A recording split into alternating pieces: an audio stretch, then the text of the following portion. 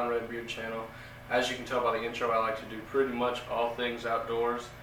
For me to do that, I have to make my wife happy to get my permission slip signed. So today, we're going to be making a stovetop cover for her. Alright, so this is the material we've got today. I picked up 5 of these 4 by 3/4 by 6 foot boards. They were $4 and some change. Even with price escalation, that's not that bad. We've got 2 cans of spray paint. We're going to do a black or this coffee brown base. Then we're going to do the white on top but sand through so the brown kind of sees it and rusty keep, blah, blah, blah, blah, blah. We got some pocket hole screws. Even though they're not pocket holes, we've got this brown finish I really liked. The driver bit for those, and 2 handles and the hardware. Super simple, super quick. I think she's gonna love it. Alright, so because we've got our width dimension, we're gonna go ahead and cut all of them to 29.5 inches. Before we do that, we are going to square up the factory ends to get them smooth and square.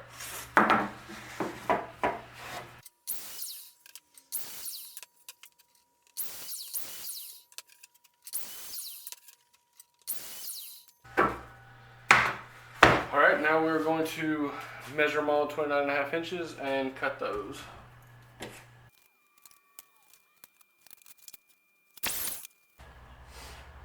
Alright, so we've got all 8 of these cut down to the right width or length. So it's supposed to be 22 inches, and right now I have 20.5 inches or longer than that. So instead of having one strip that's only 1.5 inches wide, I'm going to rip them all down to 3.25 inch. And then whatever the remainder is going to be the middle one, because it is going to be smaller than 3.25 inch, but should be 2 3/4 maybe, or something like that. So it's not going to look as funny as having 1.5 inch strip somewhere. Alright, so we're going to do that next.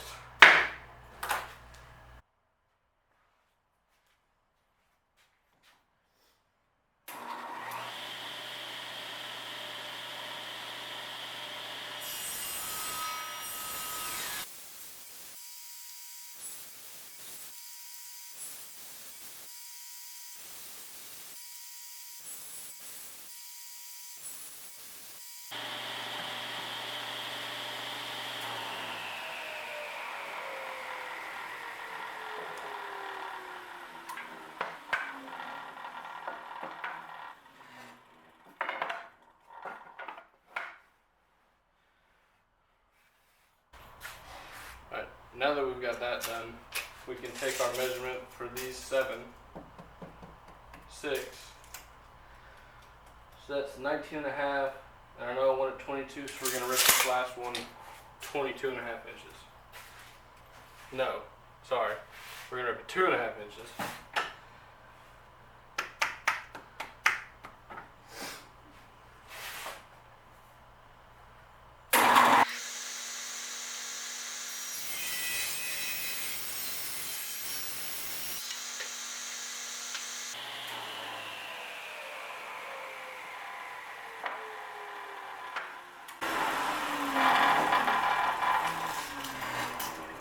Skinny piece right in the middle, and we're at like 22 15/16 or 31/32. So we're going to call that close enough.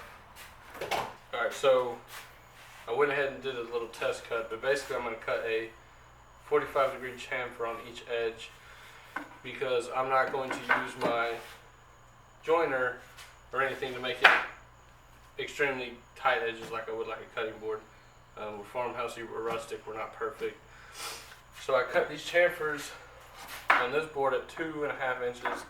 My fence was set up for 3 1/8.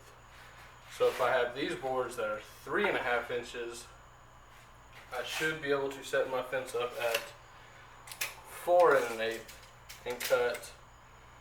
These are 3 1/4. So 2.5 to 3 1/8 is an additional 5/8. So 3 3/4 plus 5/8 should be 1, 2, 3, 4, 5, 3 7/8. So we're gonna set the fence up for 3 7/8 and cut. Let's see if it's the same.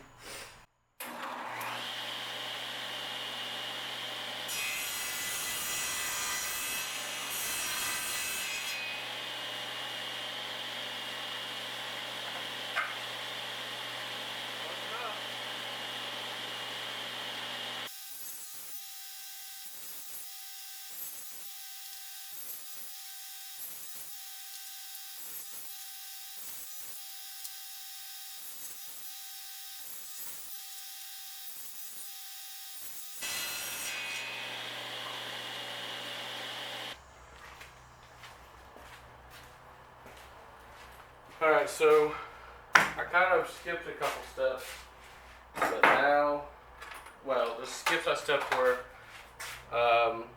cut these 22 inches to go this way, marked them. So currently what I have set up is, this board on this side clamp holding everything flush together. I'm going to line this up by hand, pop two screws to hold everything together. I've got this clamp pretty loose, but enough to kind of hold it somewhat together. If you tighten it, the ends start popping up, and yeah.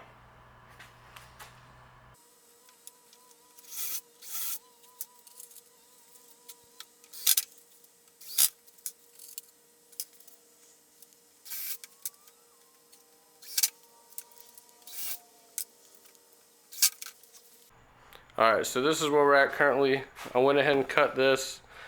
I'll explain that in a second, but so as I said in the last part, 2 screws here, 1, 1, 1, 1. So these are 4 inches apart, and this is 3 inches apart. This is 4 inches from this end, so I didn't want to split it all because this came out to like something in 7/50ths. So that's difficult. I don't have a ruler that goes to 7/50ths. So I did this. This is a skinnier piece, so 3 inches works. This piece, what I did was I lined it up here, got it on this corner, got it on that corner, marked, just eyeballed it here, eyeballed it there, and then just kind of, I went for it basically. But what I've come to realize is, if you look, there's a little bit of a lip there that I'm thinking I can sand to make it flush and fit well. And then this is the same kind of deal, a little bit of a lip there, but I'll sand it and make it flush. Now I'm going to put a screw. I got to figure out how I'm going to do it, but I'm going to make sure a screw is in each board going across.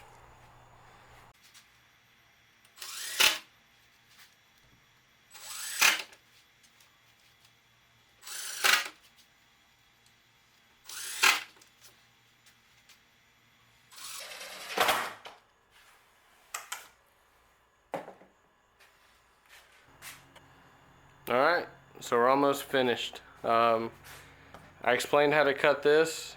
I put the screws in. Basically what I did was offset these 1.5 inches from this edge and 1 inch from this edge, and that gave me screws in this board, this board, this board, and this board. So the only boards that were missing were the 3 center ones, but I found the center of this board, put a screw there, which took care of that center board. Then I kind of eyeballed to find the center of this board, again rustic farmhouse, and that measured I think 5 1/8 from this screw to that screw. So I mashed it on this side, which took care of this board and this board. So I got everything screwed together, everything is secure. Now we're ready for paint and then handles, and then it'll be ready for my wife to get all her stove covering experiences out.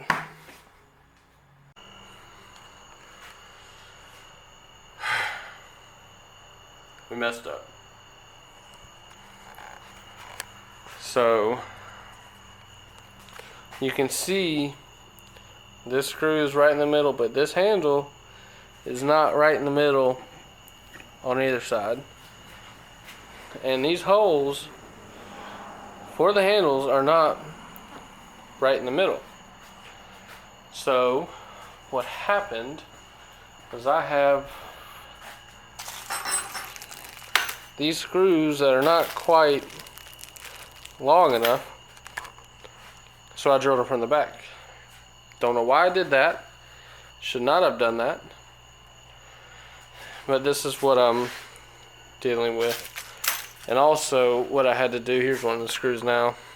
What I also had to do was cut the screws out, because I had to cut or drill out these little pockets basically, so this screw could then slide through and stick out. That's not all the way in there. I don't have skinny enough fingers. So, yep, messed up twice. Got to cut these screws because I drilled these pockets too deep and the handles aren't in the middle. But it'll function. She'll like it. She won't know the difference. But it's one of those things where I'm gonna see it every time I look at it. We'll do better next time. But we've got our first coat of brown on. It's our base coat. We'll let this dry, flip it over to the other side, and then come back with white over all of it and sand the edges and make it look all rustic-y. But I'm gonna sleep while this dries, so I will come back tomorrow.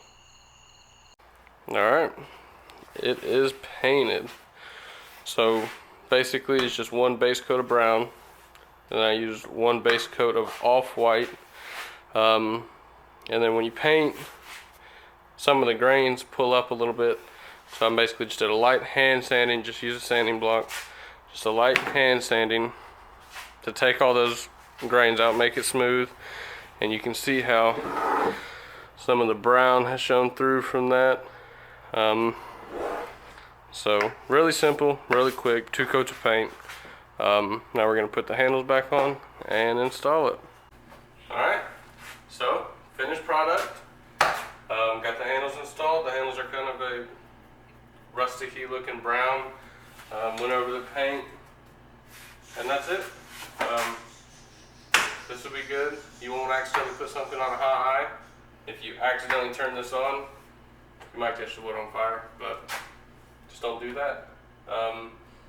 All in all, quick, easy project. I think it'll make my wife happy, and I spent less than $50. So, there it is.